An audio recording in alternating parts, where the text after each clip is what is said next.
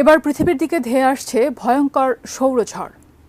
এতে ক্ষতিগ্রস্ত হতে পারে ইন্টারনেট ব্যবস্থা, যা বেশ কয়েক সপ্তাহ পর্যন্ত স্থায়ী হতে পারে। সৌরঝড়ের কারণে উপগ্রহ যোগাযোগ ব্যবস্থাতেও সমস্যা তৈরি হতে পারে। ফলে মোবাইল নেটওয়ার্ক ও রেডিও বেতারের সিগন্যালে বিপর্যয় নেমে আসবে বলে আশঙ্কা করা হচ্ছে। তবে ঠিক কবে নাগাদ আঘাত হানছে এই সৌরঝড়, জানাচ্ছেন এসআই রাজ।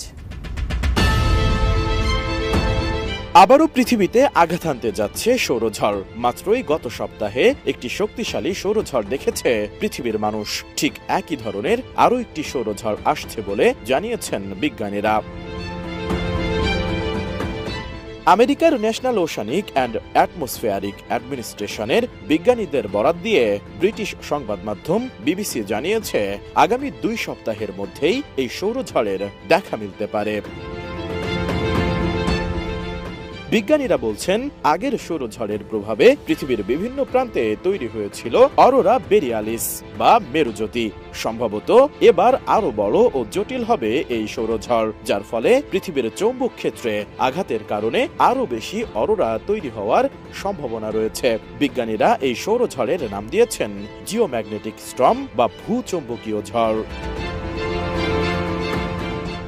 spaceweather.com এর পক্ষ থেকে বলা হয়েছে, সৌরঝড়ের কারণে সমস্যা হতে পারে জিপিএস সিগন্যালিং ব্যবস্থায়। মোবাইল ফোন, টিভিও ঠিকঠাকভাবে কাজ না করতে পারে। আবার কোথাও কোথাও বিদ্যুৎ সংযোগ বিচ্ছিন্ন হয়ে নেমে আসতে পারে অন্ধকার। যদিও বড় ধরনের কোনো ক্ষতির সম্ভাবনা তেমন একটা নেই, কারণ পৃথিবীর চৌম্বকীয় ক্ষেত্র তাকে রক্ষা করবে। গত 10 মে একটি শক্তিশালী সৌরঝড় পৃথিবীতে আঘাত এনেছিল। এতে মেক্সিকো, দক্ষিণ ইউরোপ, এমনকি দক্ষিণ আফ্রিকার আকাশেও দেখা গেছে রঙিন আলোর খেলা। সবুজ, গোলাপি, বেগুনি নানা রঙের উজ্জ্বল অরোরার ছবিতে ছেয়ে গিয়েছিল সোশ্যাল মিডিয়া প্ল্যাটফর্মগুলো। বিশেষজ্ঞরা বলছেন, 2 দশকের মধ্যে পৃথিবীতে আঘাত হানা এটি সবচেয়ে শক্তিশালী সৌরঝড়।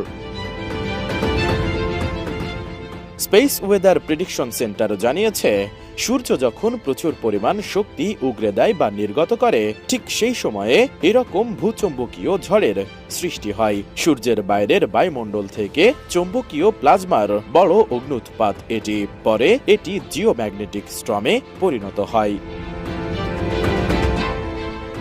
মার্কিন মহাকাশ গবেষণা সংস্থা নাসার রিপোর্ট অনুযায়ী সূর্য তার 11 বছরের দীর্ঘ সৌরচক্র অতিক্রম করছে। এই কারণে করোনাল ম্যাস ইজেকশন এবং সোলার ফ্লেয়ার সূর্যের মধ্যে ঘটছে, যা 2025 সাল নাগাদ চলতে থাকবে।